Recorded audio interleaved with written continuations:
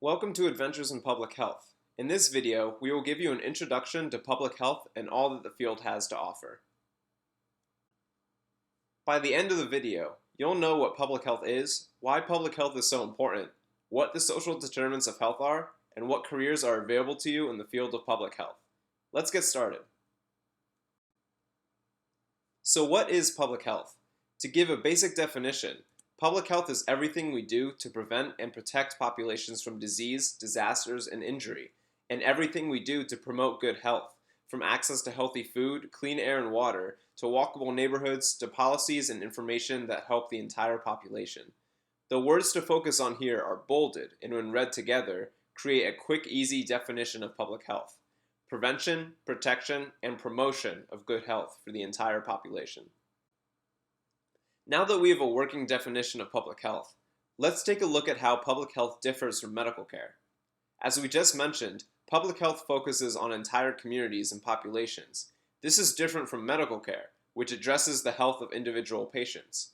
When you go to the doctor is speaking to you, not to your community. Public health also deals with overall physical, mental, and social health, as opposed to disease or illness. The focus of public health is on prevention of health problems, rather than diagnosis and treatment after the problem has already happened. Finally, public health and medical care use different diagnostic tools. Public health workers utilize statistics and demography, or information about human populations, while medical professionals utilize tools that are likely familiar to you, such as thermometers and stethoscopes. In the end, public health work saves the country money. With every dollar that is put into public health and prevention, about $5.60 are saved on medical care spending. To help this make sense, let's consider this example of a stream. Imagine at the end of the stream there is a community of people. These people use the stream as a source of water, but after a while, a large portion of the community gets sick. They spend a lot of money to buy the medication that gets rid of their sickness and makes them feel better. This is the concept of medical care that we just discussed. So where does public health come in? Public health workers turn the focus from what are these people sick with to why are these people sick. They recognize the big picture and see that the community is sick because the water is contaminated with bacteria. With this knowledge, public health can address this literal and figurative upstream problem. By addressing the cause of the illness, the community will be healthier, saving the money that would have gone toward medication. Public health efforts have had an incredible impact on human life as we know it today. Looking back at the year 1900, people living in the USA were expected to live until they were just 48 years old. Today, that number is about 30 years higher, sitting at 78 years of age. So what happened in the 20th century that brought about this change? One advancement in the 20th century is one we all know very well. Vaccinations greatly cut down on the spread of dangerous infectious diseases such as the flu and smallpox. If you have never heard of smallpox, that is likely because the vaccine was so effective that it was officially declared eradicated in 1980 by the World Health Organization. We typically don't think about cars when we consider public health, but seatbelt laws revolutionized motor vehicle travel. When these laws came into place, the casualty rate of car accidents dropped by about 50%. Another familiar example of public health's achievements in the 20th century are regulations for safe handling of food and water. These regulations prevent us from harmful germs that may live in the food we eat and the water we drink. These are just a few examples of the greatest achievements in public health during the 20th century, but there are many more that allow us to live our lives happily and healthily. But public health workers don't only focus directly on health. They also consider and address the social factors that can lead to health disparities. To enter the public health mindset, let's think about the difference between equality and equity. In this picture, we see an equal situation. Each individual has received equal treatment, in this example, one box. But what is the problem here? Not everyone is able to see the baseball game. But if we look at the other side of this picture, we see a much different situation. On this side, the individuals are not being treated equally. They are being treated equitably. In other words, the individual's starting point is being taken into account before the boxes are distributed. The person on the left does not need any boxes to see the game, whereas the person on the right needs two. Neither person loses out in this situation.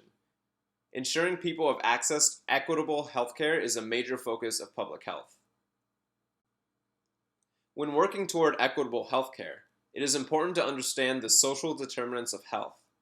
When we think of health, we often think of genes and biology, but these factors make up only about 25% of our health. That other 75% comes from factors such as education, health literacy, employment, access to healthcare, and environmental factors. The majority of these factors are strongly influenced by where a person grows up. Your zip code reflects your access to public education, available jobs, and safe environments, which can play a much larger role in your health than your genetic code. But how do these factors affect health? Let's take a look at literacy. If you have ever received a prescription, this instruction may look familiar to you. Take once daily. The word once means that you take one pill. However, consider the position of a native Spanish speaker with beginner level English. You understand the words take and daily, but the word once means something different to you. To you, this word says once, the Spanish word for 11. To many people, taking 11 pills a day seems absurd, but not every person has the health knowledge that allows them to question what they believe the doctor ordered. These types of issues are ones that public health workers must consider as they work to address the public health problems of society. There are multiple different threats and problems that public health workers must grapple with. A few examples include climate change caused by human mistreatment of the environment, global health issues including pandemic-level threats like the novel coronavirus, vaccine hesitancy, or people refusing to vaccinate themselves or their children, a shortage of health professionals, especially people of color from underrepresented minority groups, stress, mental health, and gun violence, and finally, the opioid epidemic caused by overprescription of opioids like OxyContin. These 6 public health threats are some of the major issues public health workers deal with, but the full list is limitless. With a career in public health, you will be able to work with those major threats and many more. So why choose a career down this path? As a public health worker, you will be able to use your personal and professional skills to make a difference in the lives of others and create positive change in your local community.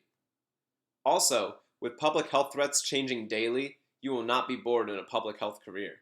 There will always be new problems to be addressed. The number of career paths in public health is extensive. No matter where your interests lie, you can find a career that fits you. Many of the careers you see in front of you have their hands in multiple fields, bridging public health with fields like medicine, statistics, teaching, and technology, among many more. It's easy to explore the careers out there in the world. The Connecticut Area Health Education Center's program created a career guide to help you learn about and strive to reach your career goals. The Health Occupations and Technology Guide can be found at healthcareersinct.com. On the front page of this guide, you can find multiple career categories. When you click one, a drop-down menu will open up, showing you multiple careers in that category. Here we have selected the nursing category, revealing 5 career listings. Each career listing will bring you to a page similar to this one. In this case, we have selected Registered Nurse. On this page, there is a large amount of information available to you. You can find traits required to be successful in the career, what the career is like, where you can work in the field, what the average salary is, what the job look is, or how many job openings there will be in the future, the required education and training for the career, where you can get that education and training, and whether or not you need a license or certification in order to enter that career. All of this information and more is available on healthcareersinct.com. Take a moment to explore some of the careers that are available to you.